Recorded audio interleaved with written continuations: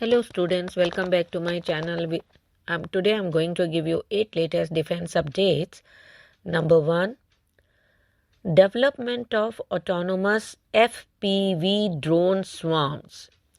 In a significant advancement for India's battlefield robotics and precision strike capabilities, the Indian Army has initiated in-house development of autonomous first-person view, that is FPV in short, drone swarms designed specifically to neutralize main battle tanks and other heavily armored platforms from multiple angles simultaneously.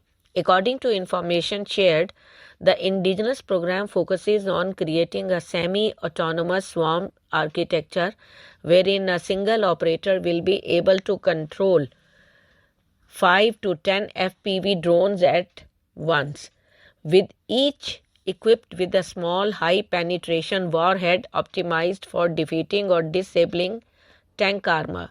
This marks a major shift from conventional FPV operations that rely on one drone, one operator, teleoperation models. Next, are set to receive final 3 AH-64E Apache helicopters. In a significant boost to India's rotary wing combat capabilities, the Indian Army is finally set to receive delivery of its remaining 3 AH-64 Apache attack helicopters from the United States, bringing closure to a long-delayed induction process. According to sources, a heavy lift AN-124 transport aircraft carrying the helicopters had already entered Indian airspace at the time of filing this report, indicating that formal induction is imminent. Defense officials told the Times of India that 3 Apache gunships are expected to touch down in India within the next couple of days. Their arrival will help plug critical operation gaps in the Indian Aviation Corps, which has been awaiting the completion of the Apache fleet to fully operationalize its dedicated attack helicopter units. Next, Pinaka's long arm. In the shadow of its recent Operation Sindoor, where Indian artillery turned the tide against Pakistan incursions, the Indian Army is on the cusp of a transformative upgrade to its indigenous Pinaka multi-barrel rocket launch system. The proposal to induct 120-kilometer range-guided Pinaka rockets, valued at around 2,500 crore, is not just another procurement. It's a strategic masterstroke that promises to rewrite the rules of engagement along India's volatile western front line. Developed by DRDO and slated for trials in the upcoming month, these extended range munitions will fire from existing launchers, seamlessly amplifying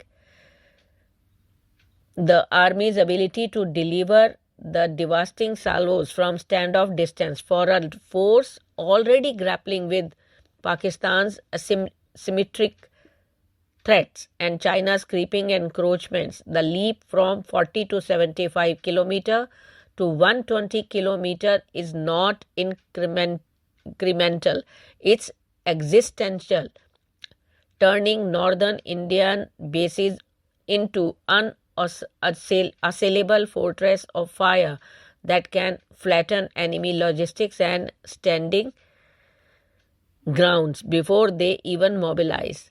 Next, the Mirage 2000 trap. The Indian force is standing at the same fork in the road it faced in the late 2000s, and the ghost of the Mirage 2000 upgrade is laughing from the shadows.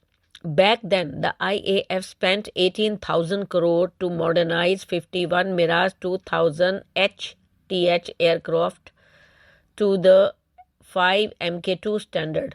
New radar, glass cockpit, Mica missiles, improved EW suite. On paper, a world-class 4.5 generation fighter. Yet by the time the last upgraded bird was handed over in 2015-16, the RDY-2 radar was already a generation behind the ESA set rolling off Rafale and Typhoon lines. The EW suite was struggling against the latest Chinese Jammer and the Mika missiles, while Excellent was outraged by the PL-15 that China was already testing. The upgrade brought the Mirage fleet maybe 10 extra years of relevance instead of the promised 30. Next, deal could be sealed for Pantsir S-1M system. India and Russia are reportedly moving closer to a potential deal for the Pantsir S-1M short-range air defense system as the Indian Army advances plans for a new tracked platform known as the Carrier Air Defense Tracked, in short we say CADET system, with the Army scouting for a platform capable of integrating multiple air defense weapon systems. Russia's Pantsir is once again back in the picture years after a previous tender fell through. The Indian Army has envisaged the Cadet as a common multi-role tracked chassis that will serve as the base for several future air defense systems. Once chosen, the Cadet becomes a standard platform for future upgrades and weapon integrations, greatly simplifying logistics, maintenance, and fleet modernization. Next, paving way for joint Scorpene submarine upgrades. Following the signing of a key naval memorandum of understanding between India and Brazil to strengthen support for their Scorpene-class submarine fleets, both countries are now exploring a much broader scope of cooperation that goes beyond spare parts and routine sustainment. According to sources, the New Delhi and Brazilian are keen to jointly pursue submarine modernization, indigenous system integration, the future capability upgrades for their respective Scorpene platform. Next, Navy advances amphibious capability with LPD program.